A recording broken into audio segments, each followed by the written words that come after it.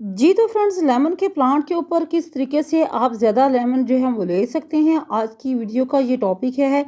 तो सबसे पहले अगर आप मेरे चैनल पर नहीं हो, चैनल को लाइक, सब्सक्राइब ज़रूर करें। तो यहाँ फ्रेंड्स आज आपको मैं बहुत ही ज़बरदस्त सी, बहुत बेहतरीन सी ऑर्गेनिक फर्टिलाइज़र बताने जा रही हूँ, जो अगर आप अपने लीमू के पौधे के ऊपर अप्लाई करते हैं, तो ढेरों ढेर जो लीमू हैं वो आपके प्लांट के ऊपर लगेंगे। तो बहुत ही बेहतरीन सी फर्टिलाइज़र है। सबसे पहले यहाँ हमने करना क्या है कि सबसे पहली जो चीज़ होती है वो लेमन प्लांट की ग्रोथ के लिए कुछ चीज़ें जो है वो बहुत ज़रूरी है। सबसे पहली चीज़ ये है कि आपने लेमन का प्लांट जो है वो लगाया किस जगह पे है।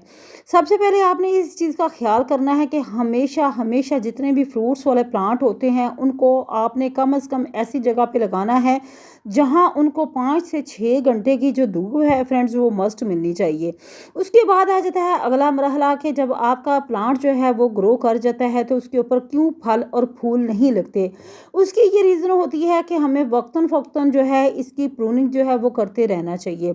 अगर हम अपने लेमन के प्लांट या कोई भी जो हमारा फ्रूट वाला प्लांट है उसकी अगर हम वक्तन फ़वक्तन जो प्रूनिंग है वो करते रहते हैं, हार्ड प्रूनिंग होती है, तो फिर ये होती है कुछ आप ये कि हल्की-फुल्की पिंचिंग भी होती है अगर आप करते हैं तो उससे क्या हमें फ़ायदा होता है, उससे ये फ़ायदा होता है आपका जो प्लांट है वो बुशी बनता है। इसके साथ-साथ क्या होता है कि आपके प्लांट के ऊपर नई-नई ब्रांचेज़ निकलती हैं।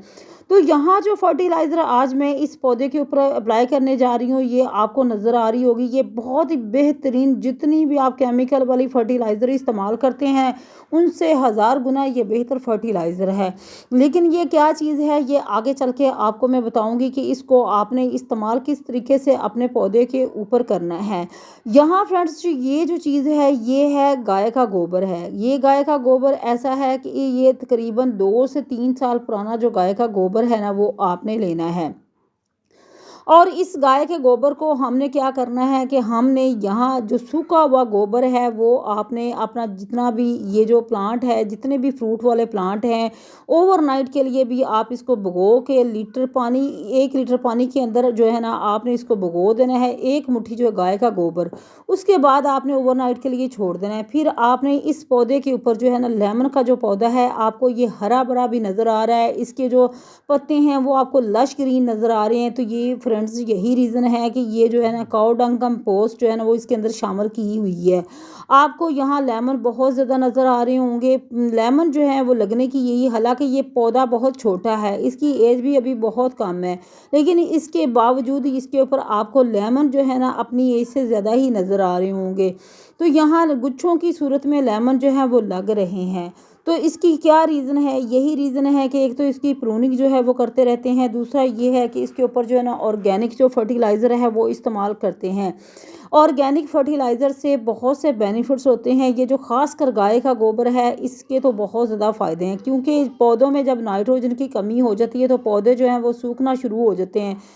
पौधों के पत्ते जो हैं वो पीले होना शुरू हो जाते हैं या फिर गिरना शुरू हो जाते हैं। तो पौधे के लिए नाइट्रोजन, फास्फोरस, कैल्शियम, मैग्नीशियम हर चीज़ जो है ना वो बहुत ज़रूरी होती है पौधे की ग्रोथ के लिए। तो यहाँ जो है ये आपको पौधा इतना हरा भरा नज़र आ रहा है और गुच्छों की सूरत में आपको इसके ऊपर लेमन भी नज़र आ रहे हैं। तो उसकी यही रीज़न है कि इसके अंदर जो है हर तकरीबन 1-2 माह बाद जो है वो काऊ डंग कंपोस्ट जो है वो शामिल कर दी जाती है। आप इसका लिक्विड जो फर्टिलाइज़र का जो स्प्रे भी कर सकते हैं अपने पौधे के ऊपर। जितने भी आपके वेजिटेबल वाले पौधे हैं उन सब के ऊपर आप इसका स्प्रे भी कर सकते हैं। और सूखा हुआ गोबर लेके आपने स्टेम को छोड़ के तो साइडों पे भी आप इसको घेर सकते हैं।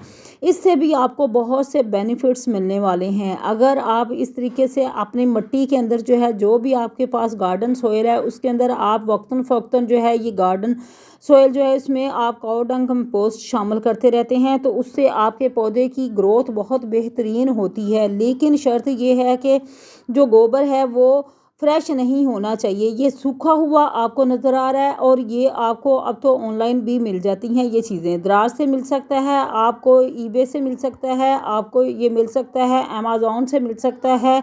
और वैसे भी जहाँ हम लोग पंजाब में रहते हैं तो ये तो मतलब इजीली आपको शॉप वगैरह से भी मिल सकता है।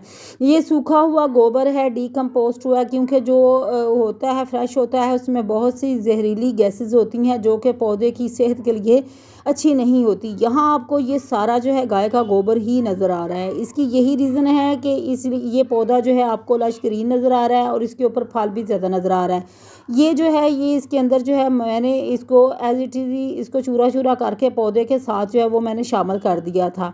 तो उसका जो है रिज़ल्ट जो है वो 100% जो है ना वो यहाँ मिला है। आप भी इसी तरीके से इसका स्प्रे भी कर सकते हैं और आप इसको एज़ इट इज़ भी चूरा-चूरा करके स्टेम से फासले पे आप जो है जितने भी आपके वेजिटेबल वाले प्लांट हैं उन सब के ऊपर आप अप्लाई कर सकते हैं। आपको इसका 100% रिज़ल्ट मिलेगा। अगर आपके पौधे के पत्ते सूख रहे हैं तो पत्ते भी इसके जो है ना हरे-भरे होना शुरू हो जाएँगे और इसके साथ-साथ जो है इसके ऊपर नई-नई ब्रांचेज़ भी निकलेंगी। रुकी हुई ग्रोथ के लिए बेहतरीन सी नेचुरल फर्टिलाइज़र है। आप अपने पौधे के ऊपर इसको बना के ज़रूर इस्तेमाल करें।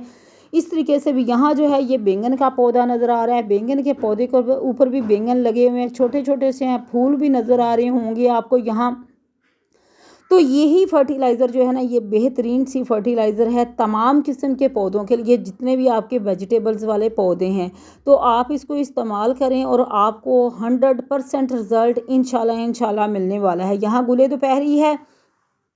गुले दोपहरी के ऊपर अभी तक फूल जो है ना वो आ रहे हैं। हालाँकि वेदर काफ़ी चेंज हो चुका है और बाज़ लोगों की तो सूख भी चुकी होगी ये जो गुले दोपहरी ये मूस रोज़ है, लेकिन ये मेरे पास अभी हरी भरी है।